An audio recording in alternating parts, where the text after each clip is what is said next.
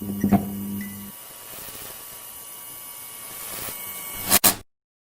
everyone, this is A.G.O.M Productions. Some of you may not know this movie too well, but I decided that this would be the first one I would review. The main reason I'm kind of doing this because Netflix has recently announced that they are doing a Narnia series, and I thought it might have been a good time for me to rewatch the movies. Keep in mind, I haven't read the books, and I'm more of a movie fan. There's gonna be some spoilers in this review, so if you haven't watched the movies, all three of them are available on Disney+. And if you don't have it, well then, it sucks to be you. So without further ado, I present to you the Chronicles of Narnia, The Lion, the Witch, and the Wardrobe. You know, for someone who didn't know that this was based off a Christian fantasy novel until 2016, I honestly enjoyed it. Four kids go into a magic wardrobe which sends them to the land of Narnia, where they find out that there's a prophecy that they have to defeat a witch that has taken over Narnia for over 100 years. The story seems like a simple fantasy tale, but I see it's really well done and very well adapted. The characters explore the land of Narnia, meeting new characters and creatures along the way. It does not keep me bored, and it is very well paced. I heard that out of all the three movies, this is the best adaptation. I can see why. Disney kind of wrote out some of the Christian stuff, but I didn't really mind.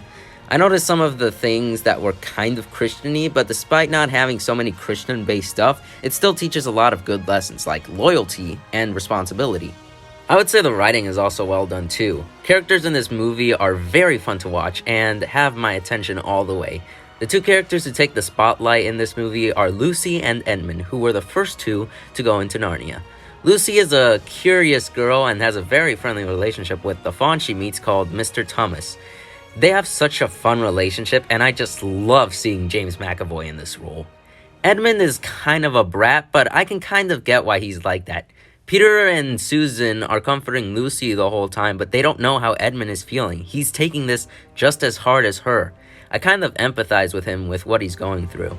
Now, Peter and Susan, on the other hand, I would say are the weakest out of the Pevensies.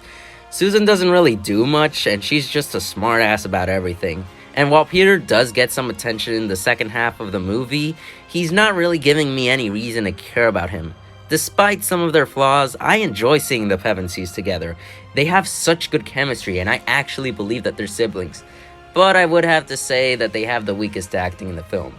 Now, Aslan, however, is my favorite character. Liam Neeson brings such wisdom to him, and the effects help so much. The beavers, I would say, are pretty fun side characters. I find them enjoyable to watch as they help the kids throughout their journey. The White Witch is just a pretty basic villain to me. She's just evil because the purpose of being evil. Tilda Swinton does play her very well, however.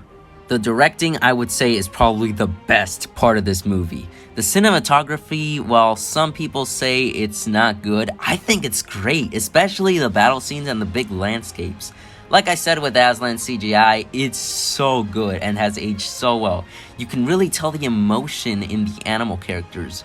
One of the things that really pulls the scenes together is the music. It is so magical, and honestly, it's one of the most beautiful, most underrated soundtracks I have ever heard. Both director Andrew Adamson and composer Harry G. Williams did a great job with this movie.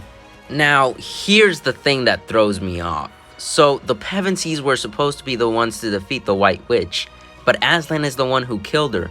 So, what exactly was the point of the Pevensies defeating the White Witch if Aslan could do it himself? Seems pretty anticlimactic if you ask me.